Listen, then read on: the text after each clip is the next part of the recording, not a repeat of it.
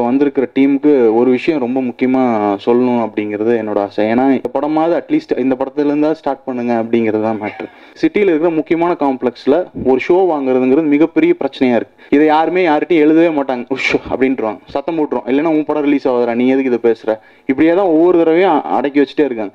இப்போ வந்திருக்கிற team at least இந்த மாதிரி சின்ன படங்களுக்கு முன்னாடியே நீங்கள் எல்லா விதமான சப்போர்ட்டும் பண்ணுங்கள். விவசாயிகளெல்லாம் நான் அப்புறம் காப்பாற்றிக்கலாம், ஒரு பிரச்சனை இல்லை. விவசாயியை காப்பாற்ற நிறைய பேர் இருக்காங்க. முதல்ல நம்மளை காப்பாற்றிக்கிட்டு நம்ம உழைக்கணும், அதுதான் ரொம்ப முக்கியம். மெட்ரோன்னு ஒரு படம் நல்லா ஓடி இருக்கு, ஏ சர்டிஃபிகேட் வாங்கியிருக்காரு அந்த டேரக்டர். ஏ சர்டிஃபிகேட் வாங்கி ரிவைசிங்கில் யூஏ கொடுத்தா என்ன பிரச்சனை? திரிஷாலா நயன்தாராக்கு யூஏ சர்டிஃபை பண்ணி அந்த படம் சேட்டலைட் சேல் பண்ணியிருக்காங்க. சென்னை சிட்டிக்குள்ள ஒரு சின்ன படத்துக்கு ஷோ வாங்குறதுங்கிறது எம்எல்ஏ சீட் வாங்குறதை விட ரொம்ப ரொம்ப ரொம்ப கஷ்டம். இந்த ஃபேஸ்புக்ல போட்டே ஆகணும். அவர் leader help and cut man to watch paper. எப்படினா ஏன்டா இங்கிலீஷை கொலை பண்ற, தமிழ்ல போடு. அனைத்து பத்திரிகை நண்பர்கள் எல்லாத்துக்குமே நன்றி.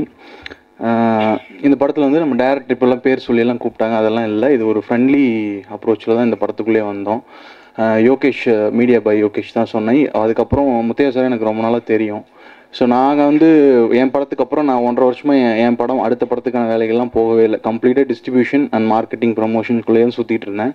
ஸோ ஒரு 4-5 படங்கள் நான் என்னோட லைனப்பில் ஒரு 13-14 படங்கள் நான் ஒர்க் பண்ணியிருக்கேன் இந்த 1.5 வருஷத்தில். இதில் ஜெயிச்ச படங்கள் எல்லா படங்களும் இருக்குது. இது ஒரு லெசன் மாதிரி இந்த 1.5 வருஷம். இன்றைக்கி இருக்கிற சூழ்நிலையில் சினிமாவை தனஞ்சயன் சார் சொல்கிற மாதிரி தான் கொண்டு போய் சேர்த்துறது ரொம்ப ரொம்ப கஷ்டமாக இருக்குது. இப்போ நடந்து முடிஞ்ச எலெக்ஷன் வரைக்கும் நிறைய சேஞ்சஸ் பண்ணிகிட்டே இருக்காங்க. இந்த சேஞ்சஸ்க்கு அப்புறம் வர்ற டீம், இப்போ வந்திருக்கிற டீமுக்கு ஒரு விஷயம் ரொம்ப முக்கியமாக சொல்லணும் அப்படிங்கிறது என்னோட ஆசை. ஏன்னா இந்த படமாவது அட்லீஸ்ட் இந்த படத்துலேருந்தா ஸ்டார்ட் பண்ணுங்க அப்படிங்கிறது தான் மேட்ரு. நான் ஒரு 6-7 வருஷத்துக்கு முன்னாடி கமலக்கண்ணன் மீட் பண்ணேன், மதுபான கடை கமலக்கண்ணன். நாங்கள் எல்லாம் கோயம்புத்தூர் ஆக்சுவலி. அப்போ அந்த படத்தை ஒரு ரிலீஸ் பண்ணோம் அப்படின்னு சொல்லிட்டு எல்லாம் அப்ரோச் பண்ணி கரெக்டாக கொண்டு போய் ஒரு நாள் ஒரு ரிலீஸ் டேட்டுக்கு ஃபிக்ஸ் பண்ணோம். எனக்கு நல்லா ஞாபகம் இருக்குது, ஆகஸ்ட் 2 அன்னைக்கு ஒரு வியாழக்கிழமை ரிலீஸ் ஆகுது அந்த படம். அந்த படத்தோட இன்னொரு படம் ரிலீஸ் ஆச்சு, ஒரு கார்பரேட் கம்பெனியோட இன்னொரு படம் ரிலீஸ் ஆச்சு, மிரட்டல் நினைக்கிறேன் அந்த படத்து பேர். இப்போ இந்த 2 படங்கள் மட்டும் அன்றைக்கி ரிலீஸ் ஆகுது. ஸோ தமிழ்நாட்டு ஃபுல்லாக நாங்கள் ஒரு 100 தேட்டருக்கு மேலே அந்த படத்தை போட்டிருக்கோம். எங்களுக்கு யாருக்குமே என்னன்னே தெரியாது, டிஸ்ட்ரிபியூஷன்னா இன்ச்சும் கூட தெரியாது. பேப்பரில் புள்ளி வச்சு எழுதுனா எனக்கு கொஞ்சம் தெரியும், ப்ரமோஷன்ஸு இதெல்லாம் பேசுகிறோம். டோட்டலாக இன்னொரு டீமை நம்பி தான், எல்லா ஏரியாலையும் ஒரு டீமை நம்பியே அந்த வேலைகள் ஃபுல்லாக செய்கிறோம். அவருக்கு தெரிலன்னு என்கிட்ட கேட்பார், நான் யார்கிட்டயாச்சும் கேட்டு சொல்லுவேன். இப்படியே தான் போயிட்டுருக்கோம். அந்த படம் ஏ சர்டிஃபிகேட், ஆக்சுவலி மதுபான கடை ஏ சர்டிஃபிகேட். அப்போ இந்த படத்தை படம் டாக் வர ஆரம்பிக்குது. படத்துக்கு கொஞ்சம் நல்ல அப்ரோச் கிடச்சி ப்ரெஸ்ஸில் நல்லா ரிசீவ் ஆகுது, எல்லாமே நடக்குது. அப்போ 2-3 சேனலில் சேட்டலைட்டுக்காக கூப்பிட்டு பேசுகிறாங்க. யாருக்குமே தெரில ஏ சர்டிஃபிகேட்னு. கூப்பிட்டு வேலையெல்லாம் பேசி முடிச்சு ஃபைனலாக போகிற டைமில் 2 முக்கியமான சேனல்லையும் ஐயோ ஏ சர்டிஃபிகேட்டுங்களா வேணாம் அப்படின்னு சொல்லிடுவாங்க. படத்தோட இப்போ படத்துக்கு சரி ஓகே சென்சார் சர்டிஃபிகேட் தான் இப்படி இருக்குது, பரவாயில்ல, சரி நம்ம ஆடு போடலாம், 10 செகண்ட் 15 செகண்ட் ஆடு போட்டால் ப்ரமோட் பண்ணலாம் அப்படின்னு போனால் அதுக்கும் ஏ சர்டிஃபிகேட் கொடுப்பாங்க. அதை எப்படி ப்ரமோட் பண்ணுவீங்க? திருப்பி இப்போ வரைக்கும் அந்த படத்துக்கு சேட்டலைட் போகவே இல்லை. ஃபாரின் ரைட்ஸ் நாங்கள் கொடுக்கல, நாங்கள் சும்மா ஒரு டிஜிட்டல் ரைட்ஸ் மட்டும் தான் கொடுத்தோம். எங்களுக்கு வேறு வழியே தெரியாமல் கடைசியில் என்ன பண்ணோம், சரி டிவிடியாக போட்டுருவோம், படத்தை டிவிடி பண்ணி அதை ஒரு ஃபங்க்ஷன் பண்ணி இதே பிரசாத் லேப்பில் ஒரு ஃபங்க்ஷன் மாதிரி பண்ணி டிவிடி சேல் பண்ண ஆரம்பிச்சிட்டோம். எல்லா ஊர்லேயும் புக் ஃபேர் அது இதுன்னு சேல் பண்ணோம். அதில் ஓரளவுக்கு இந்த படத்தை ரீச் பண்ண ஆரம்பித்தோம். ஸோ ஒரு படத்தை கொண்டு போய் சேர்த்துடல. எங்களுக்கு அப்போ தெரியல என்னென்ன அந்த இதெல்லாம் இருந்துச்சு, எதுவுமே தெரியாது. ஏன் அந்த படத்தை அன்றைக்கி சொல்கிறேன் அப்படின்னா, திருவான்மியூரில் ஒரு தேட்டரில் அந்த படம் ஓடிட்டுருக்கு.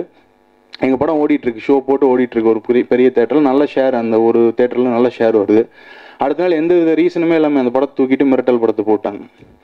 ஸோ ஒரு இன்ஃபர்மேஷன் இல்லை, பேசிக் இன்ஃபர்மேஷனில் நாங்கள் ஃபைட் பண்ணுறோம், எதுவுமே நடக்கலை. இன்றைக்கி வரைக்கும் இந்த மதுபான கடைக்கு டிகே திருநெல்வேலி கன்னியாகுமரி ஏரியா ஷேர் வரவே இல்லை. என்ன அமௌண்ட்னே தெரியாது, இன்றைக்கி வரைக்கும் வரல. இன்றைக்கி வரைக்கும் நாங்களும் 2 பேரும் எப்போங்க வரும்னு பேசிப்போம், சும்மா ஜாலியாக இது பண்ணோம். அதுக்கப்புறம் அவர் ஒரு 4-5 இயர்ஸ் கடந்து நிறைய அது சம்மந்தமான டிஸ்ட்ரிபியூஷன் சம்மந்தமான பிரச்சனைகள் அது சம்மந்தமாக பேசிக்கிட்டே இருப்போம் அடிக்கடி. அப்படி பேசிட்டே இருக்கப்போ ஒவ்வொரு படங்களுக்கும் அந்தந்த ஜோன்லேருந்து வெளியில் டிஸ்ட்ரிபியூஷன் அப்படிங்கிற ஏரியா தாண்டி பப்ளிசிட்டி எவ்வளோ முக்கியங்கிறது இந்த காலத்தில் நடைமுறைக்கு ரொம்ப முக்கியமானதாக இருக்குது. ஸோ இதை ஏன் இந்த இடத்துல நான் சொல்ல வரேன் அப்படின்னு கேட்டிங்கன்னா, இப்போ வந்திருக்கிற டீம் அட்லீஸ்ட் இந்த மாதிரி சின்ன படங்களுக்கு முன்னாடியே நீங்கள் எல்லா விதமான சப்போர்ட்டும் பண்ணுங்கள். நீங்கள் எலெக்ஷன் ஆகி உங்களை உட்கார வச்சுட்டாங்க, அதுக்கப்புறம் நான் அவங்கள பிடிக்க போகிறேன், இதெல்லாம் எனக்கு தேவையே இல்லை. என்னோட ஒரே குறிக்கோள் என்னென்னா, நாங்கள் இப்போவும் உட்காந்துருக்கிற அத்தனை பேர் பெரிய படங்கள் பண்ணுவாங்க, பெரிய ஹீரோஸ் தான். நாங்கள் கேட்குறதுனா, நாங்கள் சின்ன படம், சின்ன தயாரிப்பாளர்கள், எங்களுக்கு சின்ன இதில் வழி விடுங்க. என்னென்னா, ஒரு காம்ப்ளெக்ஸில் இருக்கிற சிட்டியில் இருக்கிற முக்கியமான காம்ப்ளெக்ஸில் ஒரு ஷோ வாங்குறதுங்கிறது மிகப்பெரிய பிரச்சனையாக இருக்குது. இதை யாருமே யார்கிட்டையும் எழுதவே மாட்டாங்க. உஷ் அப்படின்ட்டுருவாங்க, சத்தம் போட்டுரும். இல்லைன்னா உன் படம் ரிலீஸ் ஆகுதுடா, நீ எதுக்கு இதை பேசுகிற, இப்படியே தான் ஒவ்வொரு தடவையும் அடக்கி வச்சுட்டே இருக்காங்க. எப்போ தான் யார் தான் ஒரு நல்ல படத்துக்கு வந்து முதல்ல எடுத்தோன்னே ஷோ கொடுப்பாங்க. 1500 ரெக்கமெண்டேஷன், மினிஸ்டர் பையன் வரைக்கும் நான் ரெக்கமெண்டேஷன் பிடிச்சி தான் அந்த தேட்டரில் ஷோவே போடணும். ஏன்னா அந்த தேட்டரில் ஷோ போட தான் அடுத்தடுத்த தேட்டரில் ஷோ தருவாங்க. இப்படி ஒவ்வொரு சின்ன படத்துக்கும் இந்த மாதிரி பிரச்சனை போயிட்டே இருந்ததுன்னா நீ சின்ன படத்தை எப்படி வசூல் பண்ண முடியும்? இந்த படத்தோட ரெக்கவரி பாயிண்ட் வந்து 2 crores, 2 கோடி ரூபா நான் எடுக்கணும் இந்த படத்துலேருந்து வெளியில். எங்கள் டார்கெட் வந்து 2 கோடி ரூபாய் எடுக்கிறது. 2 கோடி ரூபாய் எடுக்கணும்னா இந்த படத்தை வந்து குறைஞ்சது 6 லட்சம் பேர் பார்க்கணும், தேட்டரில் 6 லட்சம் பேர் பார்க்கணும். தேட்டரில் 6 லட்சம் பேர் பார்க்கணும்னா எவ்வளோ ஷோஸ் வரணும், எத்தனை பேர் ஆடியன்ஸ் உள்ள வரணும், இவ்வளோ பிரச்சனை இருக்குது. இதை வந்து எந்த ப்ரொடியூசர் கவுன்சில் இருக்கிற யாராவது போய் சொல்லுங்கள், பேசுங்க. தனஞ்சயன் சார் இங்கே உட்காந்துருக்காரு, இசி மெம்பரில் நின்னார். அட்லீஸ்ட் அவங்க மாதிரி யாராவது ஒருத்தவங்க வந்து அவங்ககிட்ட சொல்லுங்கள், இந்த 6 லட்சம் பேர் பார்க்குறக்கு நான் எத்தனை ஷோ போடணும்னு எனக்கு கால்குலேஷன் தெரியும், நான் போய் கேட்கலாம். சென்னை சிட்டிக்குள்ளே ஒரு சின்ன படத்துக்கு ஷோ வாங்குறதுங்கிறது எம்எல்ஏ சீட் வாங்குறத விட ரொம்ப ரொம்ப ரொம்ப கஷ்டம். அதுதான் உண்மையான சிச்சுவேஷன். இது யாருக்காவது தெரிஞ்சுதுன்னா தயவுசெய்து போடுங்க, பேப்பரில் எழுதுங்க, எல்லாத்தையும் பண்ணுங்க. ஏன்னா அதை விட ஒரு கஷ்டம் எதுவுமே கிடையாது. இன்னொன்று, ரெண்டாவது பிரச்சனை, இந்த மாதிரி சின்ன படத்துக்கு வந்து தேட்டரில் போய் ட்ரெய்லர் போட சொன்னீங்கன்னா 2500 ரூல்ஸ் சொல்லுவாங்க. ஆனால் இதே ஒரு பெரிய படத்தோட ட்ரெய்லர் கேட்டு வாங்கி தேட்டரில் போடுறாங்க. ஏன் சின்ன படத்துக்கு தான் சம்பாதிக்கிறாங்க, எவ்வளோ சின்ன படத்தில் சம்பாதிச்சிருக்காங்க. ஒரு ட்ரெய்லர் ஒரு 1 minute ப்ளே பண்ணுறதுக்கு 1500 ரூல்ஸ் சொல்கிறாங்க. இங்கே இதை முதல்ல மாற்றுங்க. கவுன்சிலில் வந்து நான் அதை செய்யலாம் இதை செய்யலாம் அதெல்லாம் பிரச்சனையே கிடையாது. விற்காத சேட்டலைட் எவ்வளோ படம் இருக்குது. மெட்ரோன்னு ஒரு படம் நல்லா ஓடி இருக்கு, ஏ சர்டிஃபிகேட் வாங்கியிருக்காரு அந்த டேரக்டர், ஏ சர்டிஃபிகேட் வாங்கி ரிவைசிங்கில் யூஏ கொடுத்தா என்ன பிரச்சனை? கொடுத்ததுக்கப்புறம் விற்கலாமே. திரிஷால் நயன்தாராக்கு யூஏ சர்டிஃபை பண்ணி அந்த படம் சேட்டலைட் சேல் பண்ணியிருக்காங்க. ஸோ சின்ன படங்களுக்கு சேட்டலைட்டும் இம்பார்ட்டண்ட்டான ஒரு ஸ்பீச் ஆக்சுவலி. அதுக்கப்புறம் சென்சார் போர்டில் இருக்கிறவங்களோட இப்போ ரூல் பார்த்தீங்கன்னா 1950s போட்ட ரூல்ஸை வச்சு இன்னுமே உட்காந்துட்டு இருக்காங்க. 1950s ஃபோனே கிடையாது, இப்போ வந்துருச்சு ஆண்ட்ராய்டு, அதுன்னு ஏகப்பட்ட கல்ச்சர் டிஃப்ரென்ஸ் பயங்கரமாக மாறிச்சு. வெறும் 30 கோடி பேருக்கு போட்ட ஒரு ஆக்டை வச்சுக்கிட்டு இன்னும் 125 கோடி மக்களுக்கு வந்து சொல்லிட்டு இருக்காங்க அந்த ஆக்டை. அது எப்படி பொருந்தும்? 1952 இருந்தோம் அதே ஆட்களாக இன்னைக்கு இருக்காங்க, படம் எடுக்கிறாங்க, யாருமே கிடையாது. ஒன்றுமே பண்ண முடியாது. ஏன்னா ஆக்டை மாற்றணும். இது வந்து இதை பறித்து போய் பேசணும். முதல்ல விவசாயிகள் எல்லாம் நான் அப்புறம் காப்பாற்றிக்கலாம், ஒரு பிரச்சனையில் விவசாயியை காப்பாற்ற நிறைய பேர் இருக்காங்க. முதல்ல நம்மளை காப்பாற்றிக்கிட்டு நம்ம உழைக்கணும், அதுதான் ரொம்ப முக்கியம்.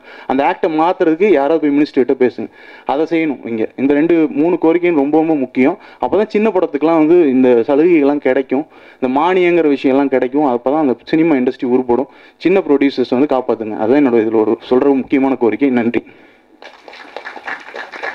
எதிர்கட்சி என்னை பார்த்து ஏளனமாக கேட்கிறது. தமிழ் கலாச்சாரத்தை சீரழிக்கும் விதமாக நலத்தம்பி ஜீன்ஸ் பேண்ட்டும் கொடை போட்ட சட்டையும் போட்டுக்கொண்டு தமிழ் கலாச்சாரத்தை சீரழித்துக் கொண்டிருக்கிறார் என்று.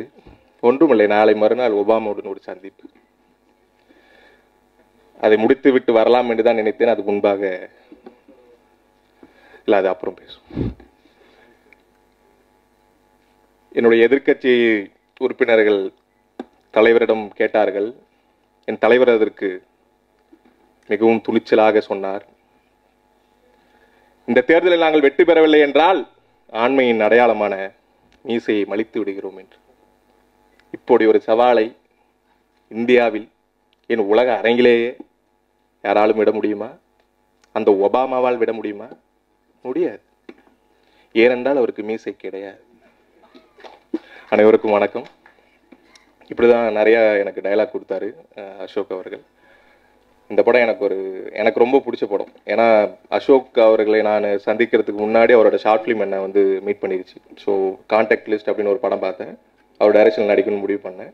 பீச்சாங்கை ஆடிஷன் பார்த்தேன், நேராக போனேன். எனக்கு தரப்பட்ட கேரக்டர் வந்து வேற, நான் செலக்ட் ஆகலை. அப்புறம் 1 மாதம் ஆச்சு. ஷூட்டிங் டைமில் திடீர்னு கமிட் ஆனது அந்த படம். ஸோ ரொம்ப ஹாப்பியாக அந்த படத்தில் சந்தோஷமாக ஒர்க் பண்ணேன். ஆர்எஸ் கார்த்திக், முத்தையா அண்ணா, அசோக், பாலமுரளி பாலு சார், கௌதம், பிரின்ஸ் பிரேம், எல்லாருமே அவங்கவுங்க பாட்டு கரெக்டாக பண்ணிருக்காங்க.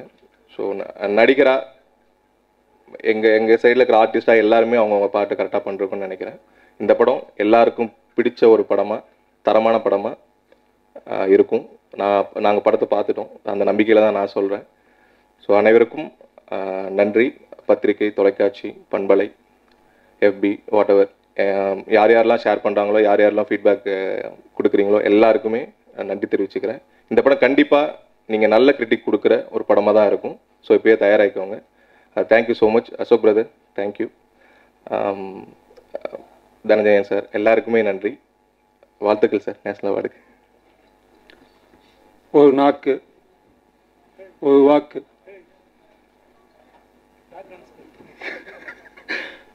ஒரே கஜா.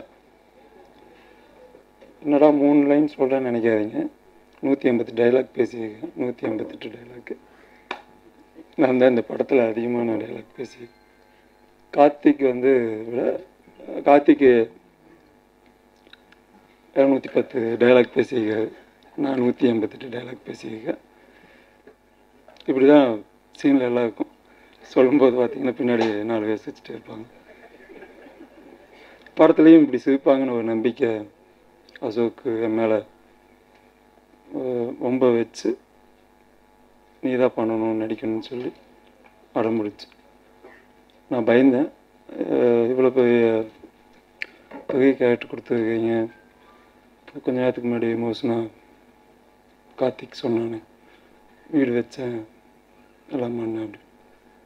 அதில் நாம் ஏதாவது ஒன்று நம்மளால் ஏதாவது ஆகிடக்கூடாதுன்னு ஃபீல் பண்ணேன். ஒரு பாட்டு அப்படி இருக்கட்டும். எனக்கும் அசோக்கும் பார்த்தீங்கன்னா நாளை இருக்கணும்ல, இவங்க எல்லாத்தையும் விட நானும் அசோக் ரொம்ப ட்ராவல் பண்ணியிருக்கோம். சந்தோஷமாக இருக்கும்போதும், அவர் கண்ணில் முதல் தண்ணி வரும்போதும், கோவப்படும் போதும், நம்பிக்கை துரோகிகள் அவருக்கு துரோகம் பண்ணும்போது கூட இருந்திருக்கு. அவர் சொல்ல முடியாது, நான் தான் சொல்லணும். அவர் சொல்ல மாட்டார். பர்ஃபெக்ட். நான் இந்த மேடையில் இப்போ எல்லா டிவி முன்னாடி சொல்லலாம்னு ஆசைப்பட்றேன். எனக்கு ஒரு கார்த்திக் சொன்ன மாதிரி நிறையா பட்டுதான். எனக்கு ஒரு 50 கத்தி குத்தெல்லாம் முதுகில் இருக்குது. அத்தனை நம்பிக்கை துரோகிகள் இருக்காங்க நாட்டில். ஒரு வாய்ப்பு கிடைச்சோன்னே என்ன பண்ணுவாங்கன்னா, மாஸ்டர் இந்த படம் முடிச்சுட்டு வந்துடுறேன், நெக்ஸ்ட் படத்தில் உங்களுக்கு பெரிய வாய்ப்பு கொடுக்குறேன் அப்படின்னு தான் சொல்லுவாங்க. எனக்கு தெரிஞ்சு கார்த்திக் சுப்புராஜுக்கு அப்புறம் எப்படி விஜய் சேதுபதிக்கு ஒரு கார்த்திக் சுப்புராஜ் ஸ்ட்ராங்காக நின்று இவர் தான் நடிக்கணும் அப்படின்னு நின்ன மாதிரி எனக்கு அசோக் கிடச்சிருக்காரு. அதை நான் உணர்ந்தேன். அது ரொம்ப முக்கியமான. இப்போ நான் 5 நிமிஷம் பேசியாவேன். நிறைய பேர் பேசியிருக்காங்க, நிறைய டைம் தப்பாக வேலை பேசியிருக்காங்க. ஆனால் நான் பேசியாவேன், நீங்கள் கேட்டு தான் ஆகணும். அதுக்கப்புறம் நிறையா விஷயம் சொல்லணும்னு நினச்சேன். அதில் 4-5 நீட்டாக சொல்லிடுறேன். தனஞ்சயன் சார் இஸ் எங்கள் வாழ்க்கையில் ரொம்ப முக்கியமான எங்கள் டீமுக்கு ரொம்ப முக்கியமான. சந்தித்ததில் எனக்கு கதிரேசன் சாரும் ஃப்ரெண்டு தான், அங்கேயும் சந்தித்தோம். ஆனால் அதை விட ரொம்ப மேலே ஒரு படி நின்னவர் தனஞ்சயன் சார். நாங்கள் கடமைப்பட்டிருக்கோம் சார். எங்கள் டீம் கடமைப்பட்டதுக்கு, எங்கள் குடும்பம் கடமைப்பட்டிருக்கு. அதுக்கடுத்து கார்த்திக் சொன்ன மாதிரி போலீஸ்காரங்கெல்லாம் ரொம்ப தப்பானவங்க, பணம் வாங்குறாங்க. அதில் எனக்கு உடன்பாடு இல்லை. ஏன்னா அந்த பொறுப்பு எனக்கு தான் கொடுத்தாங்க. அவன் புடிசாக இருக்கனால அவன் கொஞ்சம் வருத்தப்படுறான். என்னோடய ஃப்ரெண்டு ஒரு நாள் கேட்கணும் போலீஸ் ஸ்டேஷனில், அவனை மட்டும் பிடிக்கிறான், என்னையும் சேர்ந்து பிடிச்சாங்க. அப்போது 4 மணி நேரம் நிற்கிது. என் ஃப்ரெண்டு சுந்தர் அங்கே இருக்கு. ஒரே நிமிஷம் சொன்னோன்னே திருவண்ணாமலை போலீஸ் ஸ்டேஷனில் உடனே ஃபோன் பண்ணி கேட்டோன்னே நீ எங்கே வேணாலும் எடுத்துக்கோன்னு சொன்னாங்க. அப்படிப்பட்ட போலீஸ்காரங்க இருக்காங்க. நாம் அப்ரோச் பண்ணணும், நல்ல விதமாக இருக்கணும். நல்லவங்கள நாம் அவங்கக்கிட்ட முதலே பர்மிஷன் வாங்கணும். இங்கே இருக்க டிவி சேனல் இருக்காங்க எல்லாத்துக்கும் நீங்கள் இதை கட் பண்ணாமல் போகணும். நெட்லேயோ டிவிலையோ புரியுதுங்களா? இந்த விஷயத்தை மட்டும் தயவுசெய்து போடுங்க. இன் ஃபியூச்சர் வரவங்களுக்கு உதவும். என்னென்னா சட்டம் என்ன சொல்லுதுன்னா, நைட் 11 மணிக்கு மேலே தான் தமிழ்நாட்டில் ஷூட்டிங் பண்ண முடியும் ரோட்டில், காலையில் 5 மணி வரைக்கும். அதை எந்த வீதியில் எடுக்கணுமோ அந்த வீதிக்கு 3000 ரூபா கட்டணும். அப்போ பஞ்சாயத்தில் போய் 20,000 கட்டணும். இது கட்டினா தான் பர்மிஷன் கொடுப்பாங்க. நாம் எங்கே இருக்கோம்? தமிழ்நாட்டில் இருக்கோம். தமிழ் கல்ச்சர் பற்றி படம் எடுக்கிறோம். வெளிநாட்டில் இல்லை, வெள்ளைக்காரங்க கிடையாது, அந்நிய தேசத்துலேயும் நாங்கள் வரல. நான் மட்டும் இல்லை, இந்த மாதிரி ஷார்ட் ஃபிலிம்ஸ் டைரக்டர்ஸ், படம் எடுக்கவங்க, அப்கமிங் டைரக்டர்ஸ். ஆனால் இந்த சட்டம் என்ன சொல்லுதுன்னா, நைட் 11 மணிக்கு மேலே தான் படம் எடுக்கணும். அப்போ எப்படி எல்லா படம் பகல் எடுக்கிறாங்களே, இன்ஃப்ளூயன்ஸ், அரசியல்வாதி பையன், சிஎம் பையன் இப்படியெல்லாம் இருந்தாங்கன்னா ஈஸியாக எடுக்கலாம். உங்களுக்கு சட்டம் இதெல்லாம் எதுவுமே கிடையாது. சாதாரண ஏழை புதுசாக வரக்கூடியவன் வந்து படம் எடுக்கணும்னா இந்த சட்டத்தை யூஸ் பண்ணுறாங்க. அப்போ கம்பல்சரி நம்ம கொடுத்து ஆக வேண்டிய சூழ்நிலை தள்ளப்பட்டிருக்கோம். நான் ப்ரொடியூஸரோட பையன், எங்கள் அப்பா 7-8 படம் டைரக்ஷன் ப்ரொடியூஸர் இருந்தார். அதனால் எனக்கு என்னென்னா, எனக்கு சின்ன வயசுலேருந்தே இதை பற்றி நிறைய விஷயம் எங்கள் அப்பா அம்மா பேசுறதுனால, எங்கள் அம்மா ஒரு ஃபைட்ரு, MS Das Somasundara master MMA குரூப்பாக இருந்தாங்க. இப்போ வந்து பிரகாசன் இருக்கிறதுல அவங்க தாத்தா, அவங்க அப்பாட்ட எங்கள் அம்மா வந்து அசிஸ்டண்டாக இருந்தாங்க. சினிமா எங்கள் சின்ன வயசுலேருந்து தெரிஞ்சதுனால அந்த பொறுப்பை அசோக் எனக்கு கொடுத்தாரு. நான் ஹேண்டில் பண்ணேன். ரொம்ப கஷ்டப்பட்டு பண்ணுறதுனால அது பணத்தோட வலி எனக்கும் தெரியும். அதனால் அவனுக்கு கொஞ்சம் வலிச்சிருக்குது அதிகமாக. அதனால் இமோஷனாக பேசியிருக்கேன். தயவுசெய்து இதெல்லாம் அவன் பேசுனதை போட வேண்டாம். அவன் கேவையில் அவன் நல்லா இருக்கணும். மன்னிச்சுக்கோ கார்த்தி.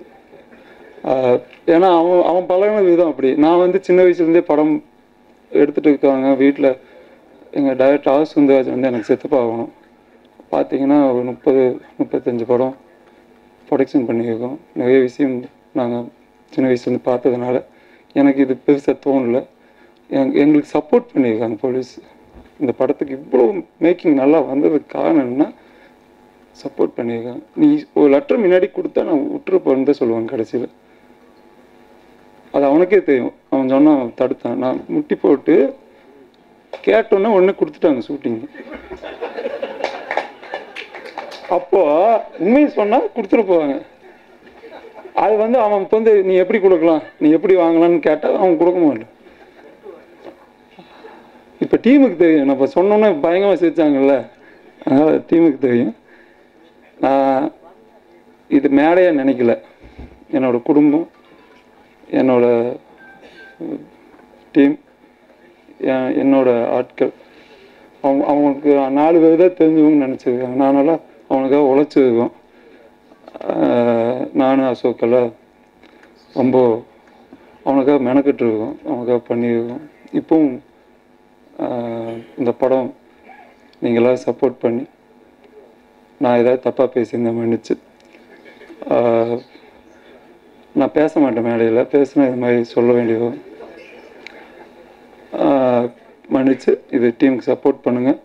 இந்த படம் பெரிய வெற்றி அடையணும். இந்தியாவில் இருக்கக்கூடிய எல்லா ஸ்டேட்லேயும் இந்த படம் ரீமேக் ஆகி பெரிய லெவலுக்கு ரீச் ஆகணும். ஒரே படத்தில் அசோக் வந்து இந்தியாவிலேயே நம்பர் 1 டைரக்டராக மாறணும். அனைவருக்கும் வணக்கம். எல்லாருக்கும் நன்றி வந்து முத்தையா பதரே சொல்லிட்டாரு. ஸோ நான் ரொம்ப ஃபார்மலாக பேச விருப்பப்படலை. ஸோ பீச்சாங்கை அப்படிங்கிற அந்த டைட்டில் இன்றைக்கி ரொம்ப ஒரு வைரலாக போயிருக்கு. ட்ரெய்லரும் சரி, எல்லாமே சரி. பட் ஆனால் சில பேர் வந்து பீச்சாங்கையா, என்ன அது கேவலமாக இருக்கு டைட்டில் அப்படின்னு சொன்னவங்களாம் இருக்காங்க. ஸோ அந்த நண்பர்களுக்கு நான் என்ன சொல்ல விருப்பப்படுறேன் அப்படின்னா வந்து, பீச்சாங்கைங்கிறது வந்து ஒரு சென்னையில் ஒரு கொலோக்கியலாக யூஸ் பண்ணுற ஒரு டேர்ம். நம்ம சோத்துக்கைன்னு சொல்கிற மாதிரி பீச்சாங்கைன்னு சொல்கிறாங்க. ஸோ நம்ம எப்பயுமே பார்த்திங்கன்னா சோறுன்னு சொல்ல மாட்டோம், சாப்பாடுன்னு தான் சொல்லுவோம். சோறுன்னு சொன்னால் அவங்கள இறங்க பார்ப்போம். சாப்பாடுன்னு சொன்னால் is from some decent family அப்படின்னு நினைப்போம். ஸோ இந்த படம் வந்து ஒரு பிக் பாக்கெட்டை பற்றின கதை, ஒரு லெஃப்ட் ஹேண்டட் பிக் பாக்கெட்டை பற்றின கதை. ஸோ இதுக்கு வந்து பீச்சாங்கையோட பொருத்தமான டைட்டில் என்ன இருக்க முடியும்னு நீங்கள் தான் எனக்கு சொல்லணும். ஸோ அதுக்கான எக்ஸ்ப்ளனேஷனாக நான் எக்ஸ்ப்ளனேஷன் கொடுக்கணும் ரொம்ப நாள் நினச்சிட்டு இருந்தேன், பீச்சாங்காய் டைட்டில் ஏன் வச்சோம் அப்படின்னு சொல்லிட்டு. ஸோ அதை தவிர என்னன்னு கேட்டிங்கன்னா, இது வந்து ஒரு dark comedy. So dark comedy அப்படின்னோடனே ரொம்ப முகம் சுளிக்க வைக்கிற விஷயங்கள் அப்படிலாம் இருக்காது. ஜாலியாக ஃபேமிலியோட வந்து நீங்கள் என்டர்டெயின் ஆகிற அளவுக்கு இருக்கும். இதனோட ஒன்லைன் அப்படின்னு பார்த்தீங்கன்னா வந்து, ஒரு இடது கை பழக்கமுள்ள ஒரு பிக் பாக்கெட்காரன், அவனுக்கு அந்த இடது கை தான் எல்லாமே. ஸோ அது வந்து ஒரு விபத்துக்கு அப்புறமேட்டு அவனோட பேச்சை கேட்காம போனால் என்ன ஆகும் அப்படிங்கிறது தான் இது. ஸோ இதை வந்து மெயின் லைனாக எடுத்துக்கிட்டு, ஸோ இந்த பீச்சாங்கை ஸ்டோரி எடுத்துக்கிட்டிங்கன்னா இது ஒரு க்ரைம் ஸ்டோரி. பட் இதனோட ட்ரீட்மெண்ட் அண்ட் ஸ்க்ரீன் பிளே வந்து காமெடியாக பண்ணியிருக்கோம். ஸோ அப்படி க்ரைம் எப்படி காமெடி ஆகும் அப்படின்னு நீங்கள் கேட்டிங்கன்னா, க்ரைம் ஃபெயில் ஆனால் காமெடி ஆகும், நமக்கு எல்லாருக்குமே தெரியும். ஸோ எப்போ க்ரைம் வந்து ஒரு க்ரைம் நம்ம எல்லாருக்குமே ஒரு கான்ஷியஸ்னஸ் இருக்குது க்ரைம் நடக்கக்கூடாதுன்னு சொல்லி. ஸோ அப்போ அந்த க்ரைம் வந்து ஃபெயில் ஆகுதுன்னா நம்ம எல்லாமே சிரிப்போம் இல்லைங்களா. ஸோ அதுதான் இந்த படம். ஸோ இதில் நிறையா கிரிமினல் ஆக்டிவிட்டீஸ் இருக்குது, கடத்தல் இருக்குது, கொலை இருக்குது, கொள்ளை இருக்குது, அரசியல் இருக்குது. ஸோ நிறைய இந்த மாதிரி நிறைய கிரிமினல் ஆக்டிவிட்டீஸ் இருக்குது. ஸோ அது கூட இந்த ஏலியன் அண்ட் கான்செப்டும் இருக்குது. ஸோ இந்த சமயத்தில் நான் இந்த படத்தில் இருக்கக்கூடிய சில என்னோட பீச்சாங்க டீமுக்கு கண்டிப்பாக நன்றி சொல்லணும். ரொம்ப முக்கியமாக பார்த்தீங்கன்னா என்னோடய ப்ரொடியூசர்ஸ் கார்த்திகேயன் முத்தையா. அதுக்கு முன்னாடி நான் தனஞ்சயன் சாருக்கு தேங்க் பண்ணோம். என்ன காரணம்னு கேட்டிங்கன்னா வந்து இந்த ஸ்கிரிப்ட் நான் ஃபஸ்ட்டு அவர்கிட்ட தான் கொண்டு போனேன். சில க்ரியேட்டிவ் டிஃப்ரென்சஸ்னால அவர் பண்ணல அப்படின்னாரு. அவர் ஆக்சுவலாக பண்ணுறேன்னு சொல்லிட்டு சில க்ரியேட்டிவ் டிஃப்ரென்சஸ் எங்களுக்கு வந்துச்சு. பட் இருந்தாலும் தான் பண்ணாத ஒரு ஸ்கிரிப்டுக்கு வந்து பாஃப்தாங்கிற ஒரு அகாடமியை வந்து எங்களுக்கு ஆஃபீஸாக கொடுத்து எங்களை வந்து உண்மையாக சொல்லணுன்னா எங்களுக்கு எப்படி இருக்கும்னா ஷூட்டிங் போது ஒரு பிச்சைக்காரன் ஃபீலிங் இருக்கும், பாஃப்தாக்கு வந்து ஒரு கார்பரேட் ஃபீலிங் இருக்கும். ஸோ அட் அ டைமில் ரெண்டு ஃபீலிங்குமே இருக்கும். ஏன்னா பாஃப்தா வந்து வெல் ஃபர்னிஷ்ட் அண்ட் அந்த ஒரு என்விரான்மெண்ட்டே ரொம்ப ஒரு வெல் ஃபர்னிஷ்டாக இருந்தால் தான் கலை வளரணும்லாம் ஒன்றும் கிடையாது. பட் ரொம்ப ஒரு ஏசி அட்மாஸ்பியரு அதெல்லாம் வெளியில் அந்த வேர்வை கீரவை அந்த ஷூட்டிங்லாம் முடிச்சுட்டு வரும்போது அவ்வளோ ஒரு உண்மையாக சொல்லணும்னா நிறைய பேர் பாஃப்தாலேயே தான் என்னோடய அசிஸ்டன்ட் டைரக்டர்ஸ் எல்லாமே அதிகமாக இருப்பாங்க. ஸோ அந்த ஒய்ஃபைலேருந்து பல விஷயங்கள் வந்து யூஸ் பண்ணியிருக்காங்க. ஸோ ரொம்ப நன்றி தனஞ்சயன் சாருக்கு. ஸோ மேடையில் இருக்க ஒரு கமலக்கண்ணன் டைரக்டர், அவர் வந்து எனக்கு நான் ஒரு டெலிஃபிலிம் பண்ணியிருந்தேன் பழசு. நான் நாளைய குணருக்கு முன்னாடி இப்போ டெலிஃபிலிம் பண்ணும்போதே அவர் மதுபான கடை வந்திருந்தது, அவரோட மதுபான கடை படம். ஃபஸ்ட் ஷோ பார்த்தேன் நான். இந்த படத்தினுடைய ட்ரெய்லர் இதெல்லாம் பார்த்துட்டு இந்த படம் கண்டிப்பாக எனக்கு நம்மளுக்கு பிடிக்கிற படமாக ஒன்று இருக்கும் அப்படின்னு சொல்லி நான் படத்துக்கு போனேன். நல்ல உண்மையாலுமே ஒரு நல்ல படம். அந்த மாதிரி படங்களுக்கு ஏன் சர்டிஃபிகேட் கொடுக்குறாங்கன்னு எனக்கு தெரியல, அது வந்து டைரக்டர் தான் சொல்லணும். பிராண்டு சாராய பிராண்ட்லேயே வச்சு சாராய பிராண்டே சொன்னால் கூட சர்டிஃபிகேட் கொடுத்துட்றாங்க. ஆனால் மதுபான கடைன்னு படம் எடுத்து கொஞ்சம் அவர் அந்த படத்தில் என்ன சொல்லியிருந்தாருன்னா குவாலிட்டியாக கொடுக்குறீங்க குவாலிட்டியாக கொடுங்க அப்படின்னாரு. அதுக்கு வந்து சர்டிஃபிகேட் கொடுத்து அவர் சேட்டிலைட் விக்கி விடாமல் பண்ணி என்னென்ன பண்ணுமோ அதெல்லாம் பண்ணியிருக்காங்க. ஸோ ரொம்ப நிறைய பேசுகிறேன்னு நினைக்கிறேன். அப்புறம் என்னோடய க்ரூ எல்லாமே மியூசிக் டைரக்டர் பாலமுரளி, என்னுடைய cinematographer Gautham, stunt director Vimal, Akilan Ram, Sukumar Ganesan, makeup man Prince Prem, உருமின் சக்தி சாருக்கும் நன்றி சொல்லணும். அவர் வந்து எங்களுக்கு பல விதத்தில் சப்போர்ட் பண்ணிகிட்ருக்காரு. ஸோ இந்த மாதிரி நிறைய பேருடைய பிளெஸ்ஸிங்ஸ் இருக்குது. பீச்சாங்க விரைவில் உங்களை சந்திக்கும். ஆதரவு தாருங்கள். நன்றி.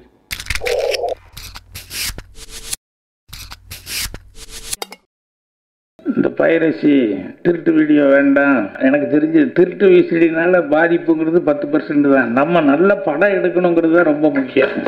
ஏன்னா இப்போ மாநகரம்னு ஒரு படம் ஓடிட்டு இருந்தது, இதுக்கு முன்னாலேயும் ஒரு படம், இப்போ இந்த 8 தோட்டாக்கள்னு ஒரு படத்தை பற்றி பேசிகிட்டு இருக்காங்க.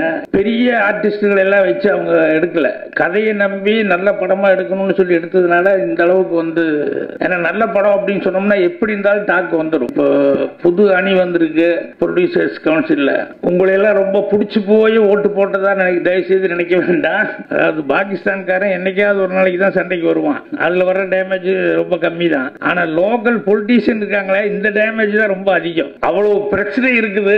அதனால நீங்களாவது கரையேற்றுவீங்க அப்படிங்கிற கதை ஓட்டு போட்டிருக்காங்க. விழுந்துட்டாருன்னா இன்னொரு டைரக்டர் வந்து அவரை காப்பாற்றுறதுக்கு சான்ஸ் இருக்கு. நீ எல்லாம் படம் எடுக்க வந்த, உன்னை எவன் கூப்பிட்டான் படம் எடுக்க சொல்லி, என்ன படமா எடுத்து வச்சிருக்க நீ அப்படின்னா